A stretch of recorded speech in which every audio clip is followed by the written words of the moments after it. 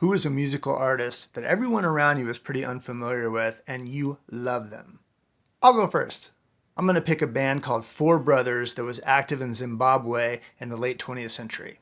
They played a style of Afropop that was very guitar driven and it was always very live band oriented. I've heard the genre labeled as JIT, J-I-T, but any of my Zimbabwean friends out there can certainly correct me.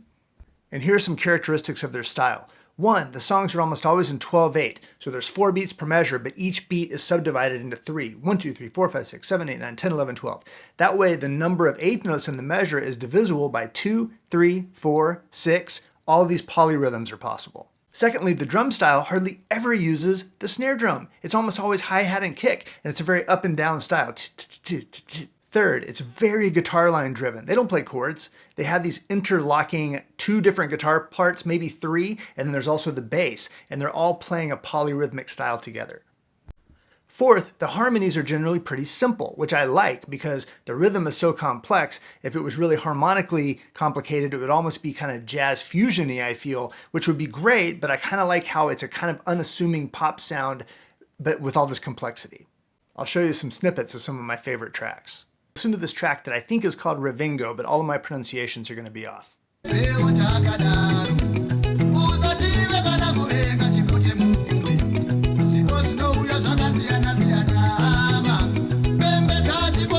kick drum kind of falls out of the mix here just a little bit, and you really can't tell. Are we playing a ta-ta-ta-ta-ta-ta-ta, or is it a ta-ta-ta-ta-ta-ta-ta-ta-ta-ta? This is called hemiola in music, where you don't really know if you're in a 2 or a 3.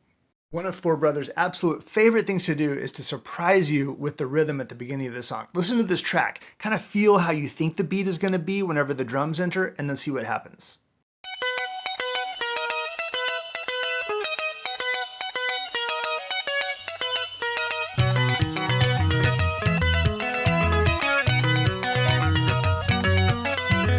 Now check out the beginning of this track. I'm not going to try to say the name because I'm going to get it so wrong, but it's incredible. You hear this really simple kind of palm muted style, and then when the actual rest of the band comes in, everything is off. Everything is like, remember how we're in 4, 1, 2, 3, 4, and they're subdivided into 3s, ta-ta-ta-ta-ta-ta. But even then, everything comes in on that backbeat, like, oh God, not really a backbeat, like an upbeat.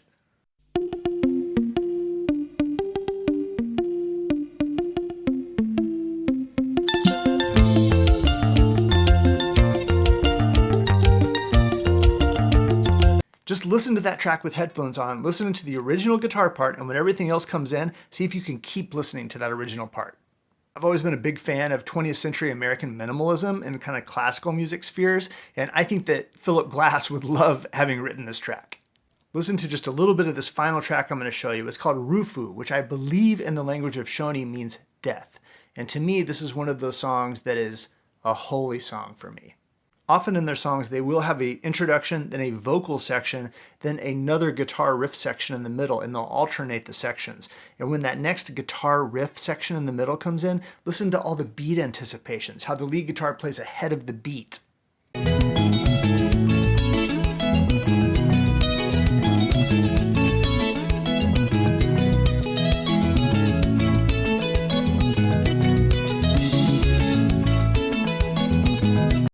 And then another thing I particularly love about Four Brothers is they not only have this kind of minimalist, polyrhythmic, circular style, but it is also linear. It evolves over the course of the song. So later on in Rufu, some melodic percussion comes in, and the singing comes in again, and then the guitar riff.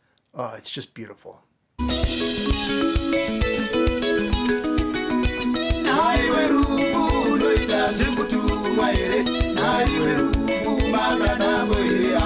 So if you're a fan of sophisticated, rhythmic, beautiful Afropop, please check out the music of Four Brothers. It needs to be heard more.